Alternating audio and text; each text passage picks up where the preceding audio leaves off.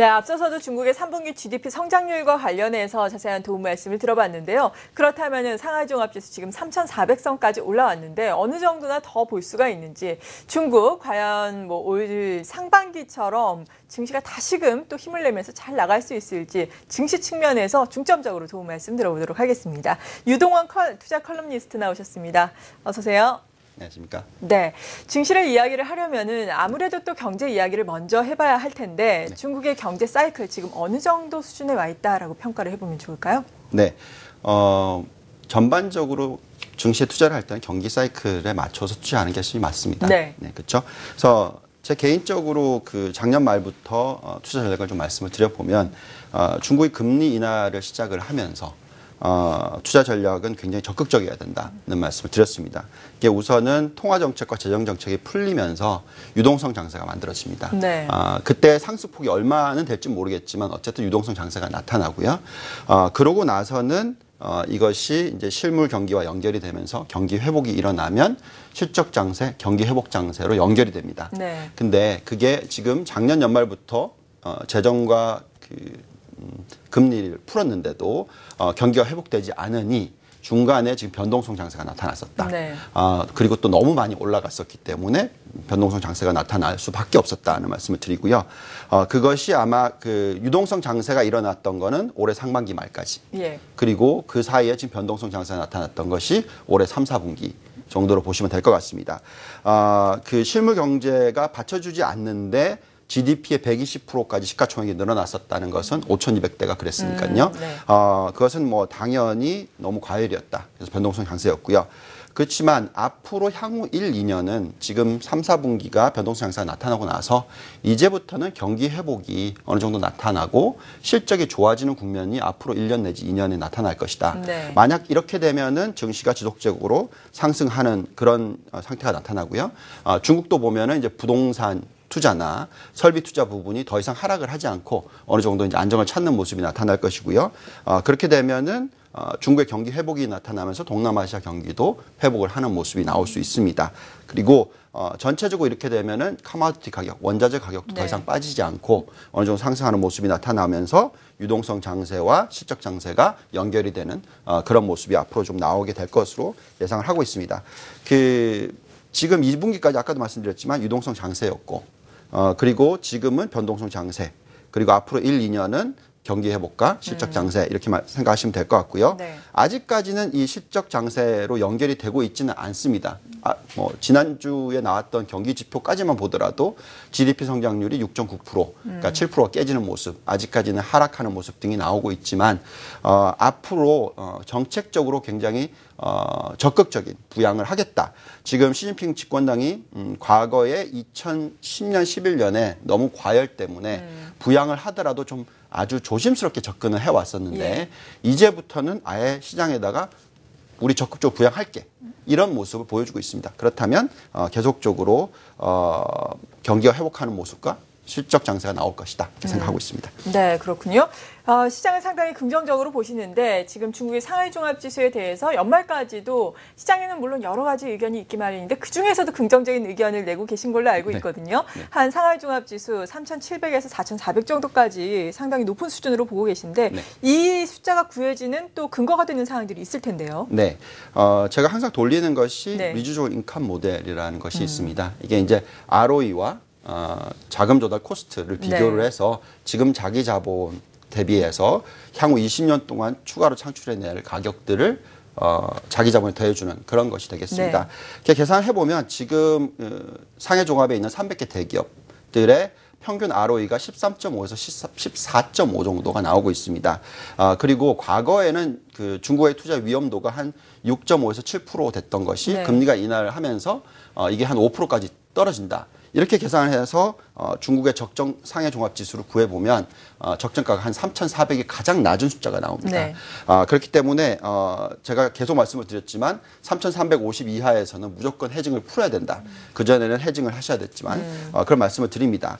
그래서 그 올해 연말로 가면 또 어떤 현상이 일어나냐면 ROE가 올해 창출이 되니까 자기 자본에 더해지겠죠. 그게 이제 어느 정도 숫자인지 계산을 해보면 한 600포인트 정도 됩니다. 그래서 상해 종합에 3,400 더하기 600포인트 하면 4,000이 적정 가격이 나오는 것이죠.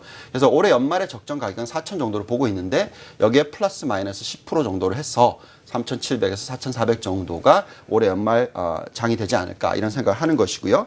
그리고 뭐 이 중국 시장이 아까도 말씀드렸지만 경기 사이클을 놓고 봤을 때 세큘러 불마켓이 계속 된다. 네. 그렇다면 앞으로 2년 동안에 얼마나 더 올라갈 수 있느냐. 자기 자본이 계속 늘어나니까 그래서 더해줘야 되겠죠. 그러면 내년 연말에는 한 4,700이 나오는 거죠.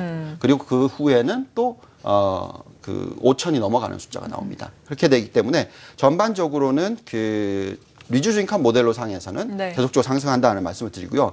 또 다른 방법으로 들여다보는 게 있습니다. 이게 이제 워런 버핏이 굉장히 많이 쓰는 법인데 네. GDP와 시가총액을 비교하는 것이죠. 시가총액 나누기 GDP를 했을 때 지금 현재의 중국은 시장이 많이 커렉션을 해서 한 78%까지 떨어졌습니다. 네. 뭐 그 더 밑으로 떨어졌었죠. 한 거의 한 70% 미만까지 떨어졌었는데 그렇죠. 2,800까지 연말까지 아마 100%를 다시 회복을 할 것이다. 만약에 100%를 회복했을 때에 적정한 시가총액을 지수로 환산하면 네. 한 4,300 정도가 나옵니다. 그렇기 때문에 올해 연말까지는 충분히 상승할 수 있다. 그리고 내년을 놓고 보시면은 올해 연초에 보셨듯이 네.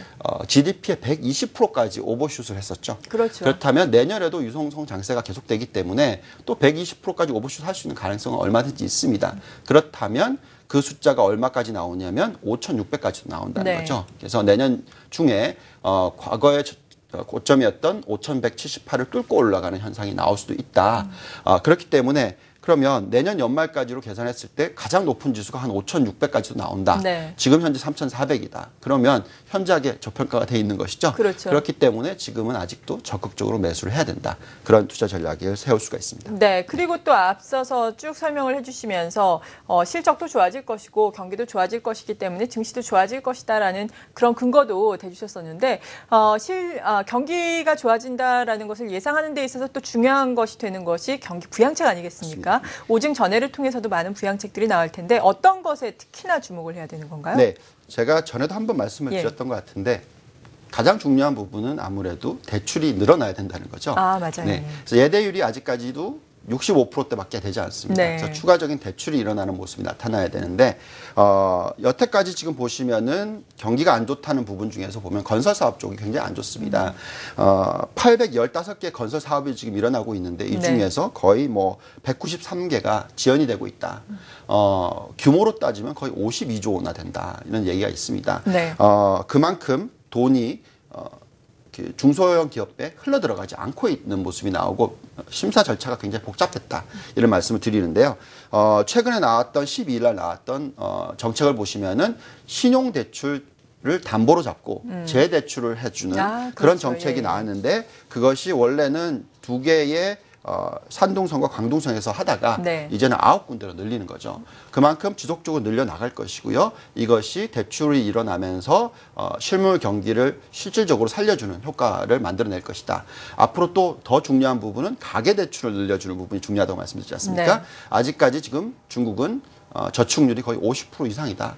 이것을 추가적으로 가계대출을 늘려주면서 소비를 더 확대시켜주는 정책들이 연결이 될 것이라는 얘기고요. 아까 말씀하셨듯이 18기 5중 전회 때 여러 가지 정책들이 나올 텐데 이러한 정책들이 전반적으로 대출을 늘려주는 정책이 나온다면 거기에 초점을 맞추시고 여기에 따라서 경기가 좋아질 것이다 예상하는 게 맞습니다. 만약에 중국 경기가 회복이 된다면 당연히 한국 경기도 회복하는 모습을 보여주겠죠. 네. 그렇기 때문에 지금 보시면 한국 증시도 중국이 아직 경기 회복을 나타나지 않고 있기 때문에 에너지 축적 기간이 지금 나타나고 있는 것이죠. 네. 그렇지만 이제 경기 회복이 나타난 모습이 같이 연결이 된다면 당연히 한국 증시도 상승을 하는 모습이 나올 것이고요. 그렇게 되면 어느 정도 성장에 대한 기대치가 조금씩 높아지면서 전반적으로 시장이 상승 모멘텀을 가질 수 있는 그런 시장이 될 것입니다. 그래서 한국과 중국 둘 다 들여다봤을 때 현재의 발류에이션이 워낙 싸기 때문에 네. 이런 상황에서는 두 시장 다 적극적으로 매수를 하는 그런 기회를 살리시는 게 좋겠습니다. 네, 긍정적인 투자 전략 주셨습니다. 유동원 투자 컬럼니스트와 함께했습니다. 감사합니다.